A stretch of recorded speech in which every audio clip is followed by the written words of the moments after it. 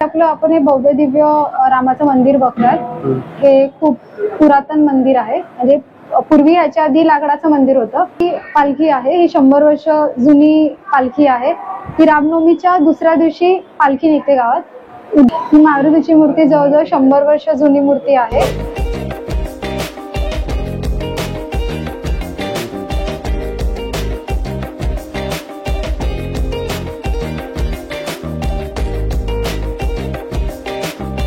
नमस्कार मित्रांनो, आपल्या YouTube चॅनलवर स्वागत आहे तुमचं। आणि आज आहे रामनवमी। तुम्हाला रामनवमीच्या हार्दिक शुभेच्छा। आणि आज आपण पालघर रेल्वे स्थानकावर आहोत आणि इकडून 11 किलोमीटर अंतरावर सातपाटी गाव आहे समुद्रकिनारी, आणि तिकडे रामाचं मंदिर आहे। तिथे मोठी यात्रा भरवली जाते। आपण यात्रेमध्ये तिकडे जाणार आहोत आणि तुम्हाला यात्रेमध्ये घेऊन जाणार आहे। तिकडे आपण एक्सप्लोअर करूया व्हिडिओ, आणि व्हिडिओ शेवटपर्यंत बघा आणि जास्तीत जास्त शेअर करा। चला तर आपण जाऊया।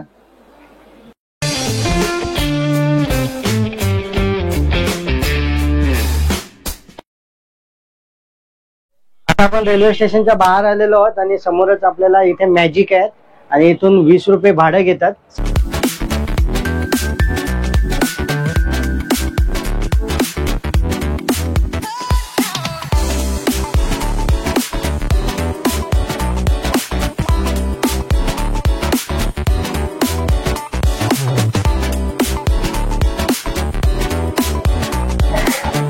मित्रांनो, आता आपण सातपाटी गावामध्ये मंदिराजवळ पोहोचलेलो आहोत। समोरच राम मंदिर आहे। आता आपण मंदिरात जाऊया, दर्शन घेऊया।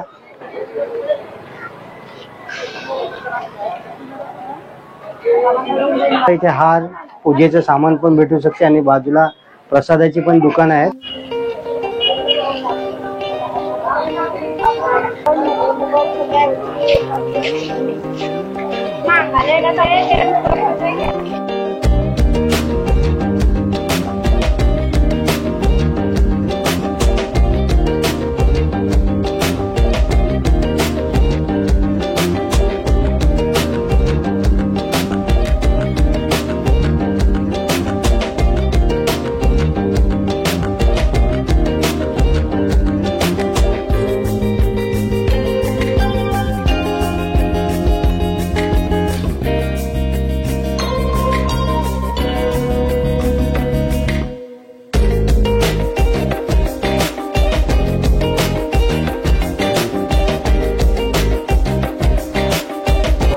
मित्रांनो, आता आपण सातपाटी गावामध्ये जायचं राम मंदिरात आलेलो आहोत आणि इकडची काय माहिती आहे ती आपण यांना विचारूया। आपण हे भव्य दिव्य रामाचं मंदिर बघतात। हे खूप पुरातन मंदिर आहे, म्हणजे पूर्वी याच्या आधी लाकडाचं मंदिर होतं। 1881 रोजी मंदिराची स्थापना झाली। त्याच्या मूर्ती नवीन आणल्या, प्राणप्रतिष्ठा केली यांची। ते ह्या वर्षी ह्या मूर्तीनं 25 वर्ष झालं, ते 25वं वर्ष होतं। इथे रामनवमी असं खूप मोठ्या उत्साहाने आणि खूप कार्यक्रम साजरा होतो।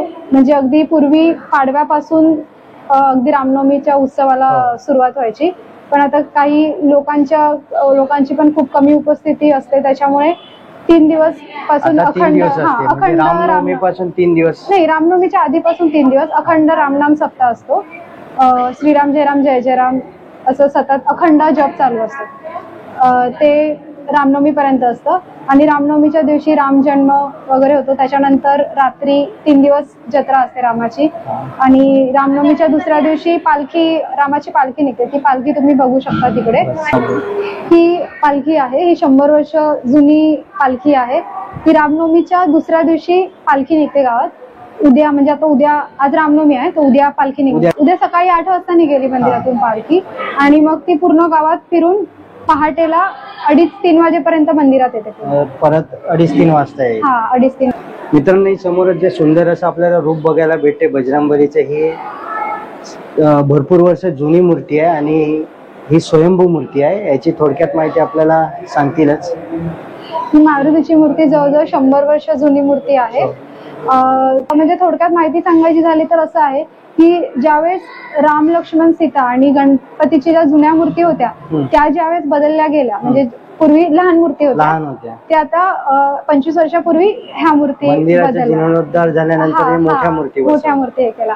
पण त्यावेळेस ही मूर्ती नाही कोणी चेंज करू शकले, म्हणजे असा खूप जणांनी प्रयास केला, पण ते तेवढं काही सफल नाही झालं की म्हणजे त्यांना काही ना काहीतरी प्रॉब्लेम्स आले किंवा ते नाही कोणी करू शकले. म्हणजे हे असं आमची जुनी लोक म्हणतात की ही मूर्ती साक्षात आहे आणि ते खरंच आहे. ती मूर्ती साक्षात आहे. तुम्ही एवढी माहिती दिल्याबद्दल धन्यवाद. जय श्रीराम. जय आणि श्रीराम. आपण पाहू शकता, जरा जवळून दाखवा इकडे.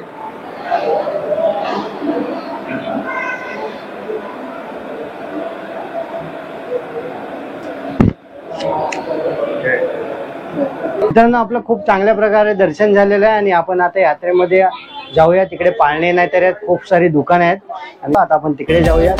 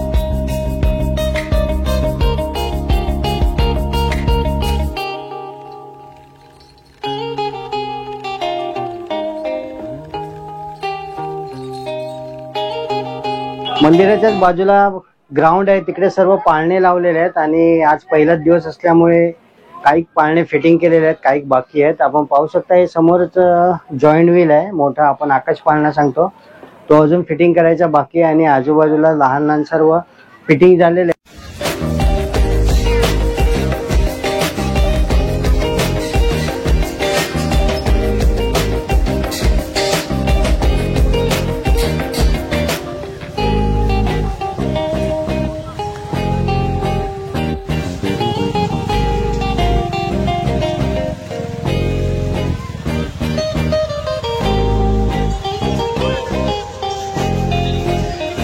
मित्रांनो, आजचा व्हिडिओ आपण इकडेच संपूया.